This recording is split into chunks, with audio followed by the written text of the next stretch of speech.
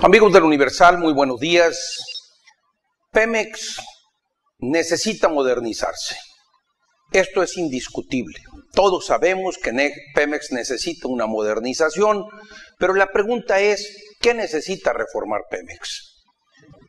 Ya lo dice el propio secretario de Hacienda, Luis Videgaray, cuando cuestiona, ¿es Pemex una empresa, sí pública y paraestatal, pero empresa, o es una Secretaría de Estado?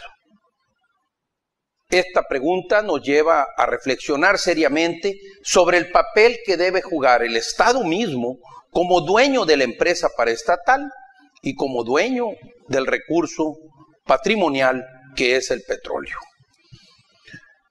En este sentido, tenemos que pensar en una reforma que nos lleve a modificar el concepto de que actualmente nuestro gobierno ha venido utilizando un recurso no renovable, como lo es el petróleo, en gasto corriente.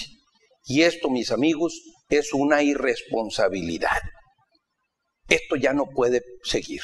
Debe cambiarse para que precisamente los recursos provenientes del petróleo que utilice el gobierno sean estrictamente para gasto de inversión.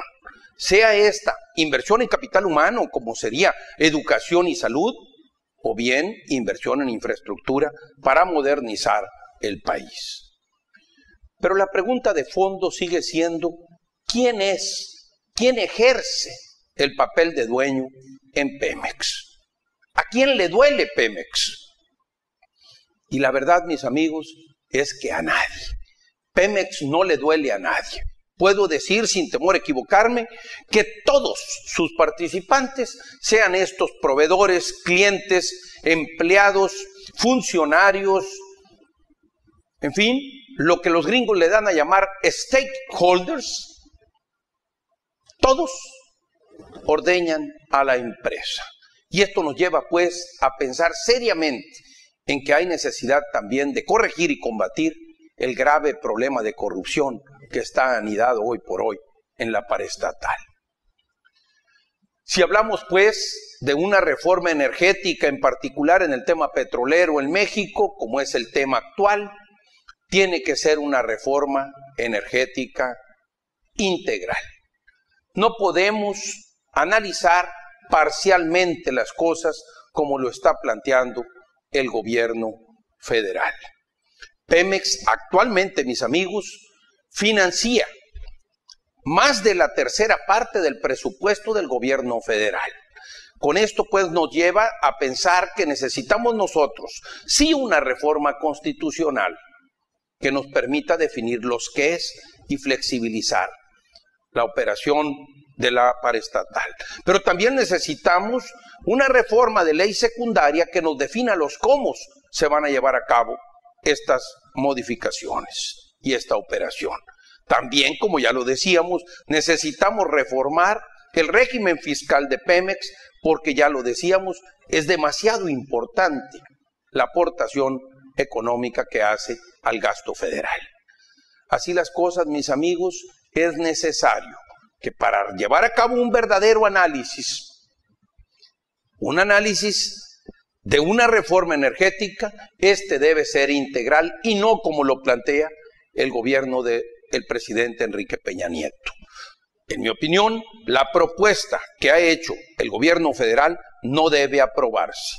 Y no debe aprobarse porque es parcial, porque solamente nos plantea el cambio constitucional, cuando en realidad nosotros necesitamos conocer el cambio a la Constitución, la propuesta de ley secundaria y finalmente la propuesta de cambio al régimen fiscal de Pemex. Y al conocer el todo de la propuesta, entonces podremos analizar los mexicanos si conviene o qué modificaciones habrá que hacer a dicha propuesta para que finalmente esta modernización, que es indiscutible que se requiere, sea para bien de todos los mexicanos y no como sucede actualmente, que ha sido exclusivamente Pemex el botín de unos cuantos.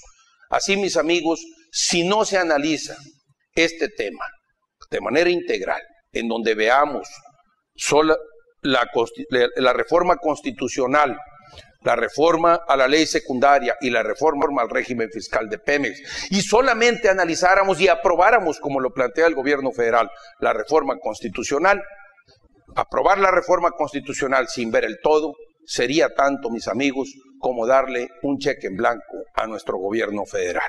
Y yo estoy convencido que los mexicanos no debemos nunca dar un cheque en blanco a nuestro gobierno.